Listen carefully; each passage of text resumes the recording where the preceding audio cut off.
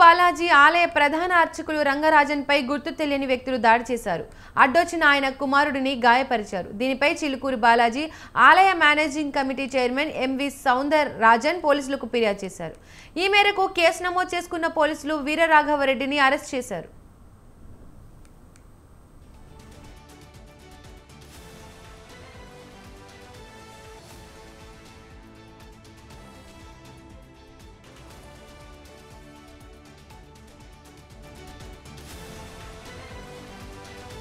వీరరాఘవరెడ్డి అనే వ్యక్తి నేతృత్వంలో కొంతమంది దుండగులు రామరాజ్యం పేరిట ఓ సంస్థను ఏర్పాటు చేసుకుని డబ్బులు దండుకునేందుకు బయలుదేరారు. దాదాపు 25 మందికి పైగానే ఉన్నారు వీళ్లంతా. కార్లలో బయలుదేరి చిలుకూరు బాలాజీ ప్రధాన అర్చకుడు రంగరాజన్ ఇంటికి చేరుకున్నారు. వారంతా తమ సంస్థకు డబ్బులు చెల్లించాలని కోరారు. ఇందులో భాగంగానే తమ సంస్థ చేస్తున్న అంశాలను రంగరాజన్కు వివరించారు. అక్కడే రంగరాజన్కు అనుమానం వచ్చింది. ఈ సంస్థ ద్వారా హింస ప్రబలుతుందే తప్ప ధర్మరక్షణ సాధ్యం కాదని భావించారు.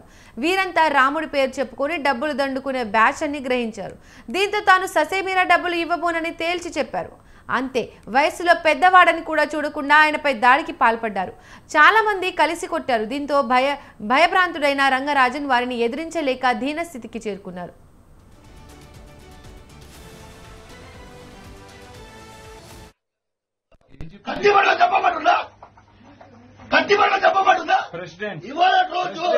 Governors and Raja Prakash shall not answerable to any courts. Governor, President. In the name of God, I take the oath. నాలాంటోడు భక్త చిక్కినోడు నీకు దొరికింది. ఇదే వైష్ణవ కృషి గోరక్ష వాణిజ్యం మీ ఆలయ పరిధిలో ఎంతమంది ఉన్నారో తెలియదు. అన్య మత ప్రార్థనా మందిరాల్లో బోధిస్తున్నారు ఈ దేశాన్ని ఎలా దోచుకోవాలని. తెలిసిందల్లా ఒకటే, బలుపంతా ఒకటే, బలుపు అహంకారం ఒకటే. మీ స్వామి ఎప్పుడు దదుర్బాణాలు పట్టుకొచ్చి మీ మాటలు వింటామనుకున్నావా నువ్వు? మా ఇక్ష్వాక వంశీయుల సాంప్రదాయాన్ని అనుసరించి ఒక్క అవకాశం మీకు ఇస్తున్నాం. ఇది తప్పితే మేము రామ మహాత్మ వచ్చి చేయాల్సిన పని చేసుకెళ్లిపోతారు. విన్నారు స్వామి, మీ పని మీరు చెయ్యండి. ఈ వీరరాఘవరెడ్డి అనే వ్యక్తి ఎంతో కాలంగా సోషల్ మీడియాలో ఉంటున్నాడు. లాలో కొన్ని సెక్షన్లు, భగవద్గీతలోని కొన్ని శ్లోకాలు అవపోసనం పడితే ధర్మరక్షణ చేయవచ్చని అనుకుంటున్నట్లున్నాడు. తనలాంటి మరికొందరు ఉన్మాదులు వెంట వేసుకుని ధర్మరక్షణ పేరిట బయలుదేరిండు. అందుకు రామరాజ్యం అనే పేరు పెట్టుకున్నాడు. ఈ గూండాలందరికీ తినడానికి తిరగడానికి డబ్బులు కావాల్సి వచ్చింది. ఏదైనా పని చేసుకుంటే డబ్బులు వస్తాయి. కానీ వీరికి పని పాట లేకపోవడం, పూట గడవాలి. అందుకు హిందూ ధర్మంలోని ధర్మాలను, పెద్దలను బెదిరించడం మొదలుపెట్టారు. ఇంతకు ముందు కూడా 2 స్వామీజీలను బెదిరించినట్లుగా వీడిపై ఆరోపణలున్నాయి. ఇప్పుడు రంగరాజన్పై దాడికి పాల్పడిన తర్వాత వీడి వేషాలు సమాజానికి తెలిసి వచ్చాయి.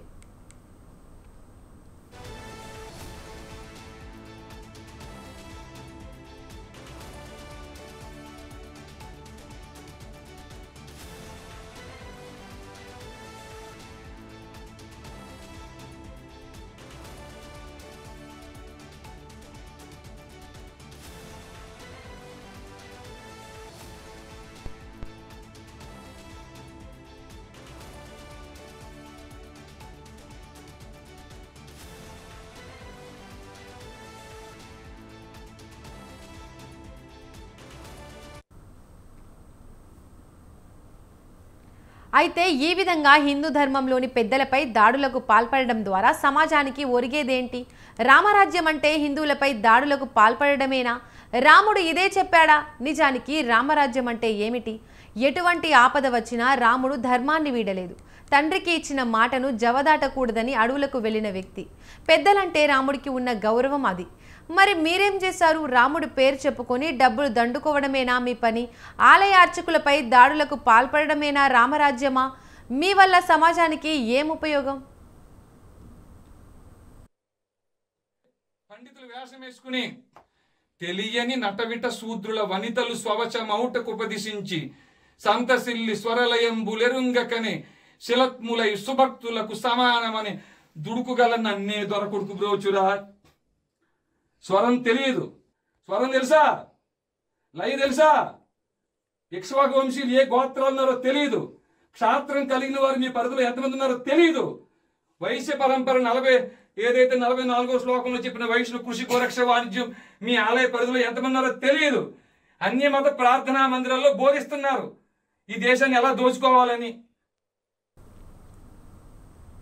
సిఎస్ రంగరాజన్ హిందూ సమాజానికి చేసిన మేలు అంతా ఇంత కాదు. ఆయన పోరాటం మీలా రాజ్యాంగానికి వ్యతిరేకంగా కాదు.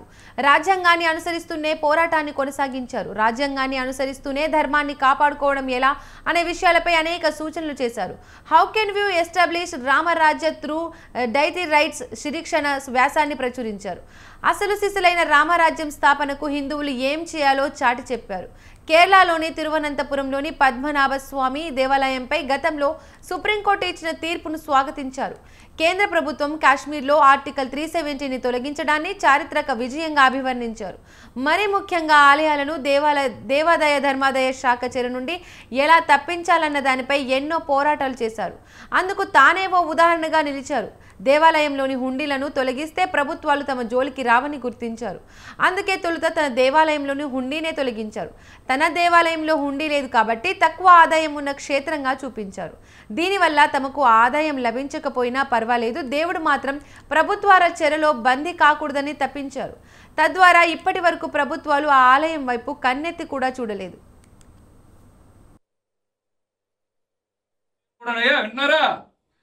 మేము వచ్చిందే న్యాయ వ్యవస్థ తోలు తీయడం కోసం. వాళ్ళ దగ్గరికి వెళ్ళి భిక్ష అడుక్కుంటావు, నువ్వు వెళ్ళి వాళ్ళ దగ్గరికి వెళ్ళి రిపిటిషన్లు వేసి వాళ్ళు కొట్టేస్తే ఇంపీచ్మెంట్ చేసే అవకాశం నీకు ఆర్టికల్ 124 సబ్-క్లాస్ 4 ఇచ్చిందా? చెప్తున్నావు హైకోర్టు అంటున్నావు, సుప్రీంకోర్టు అంటున్నావు, నీకు తెలియదా వాళ్ళకున్న ఇమ్యూనిటీ ఆర్టికల్ 124 సబ్-క్లాస్ 4?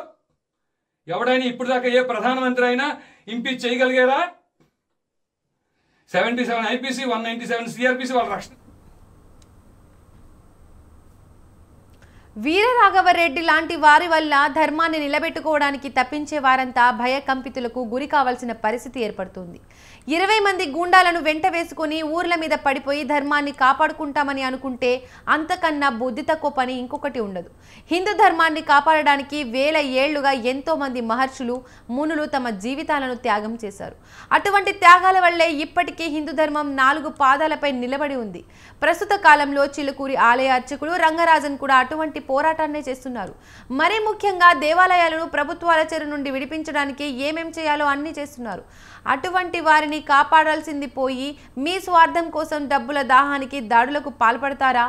భారతదేశ చట్టాల్లో ఏముందో రంగరాజన్కే బోధించేటంత పెద్దోళ్ళు అయ్యారు. ఆయనకు చట్టాలను బోధించే ముందు మీరే చట్టాలను మరోసారి చదవండి.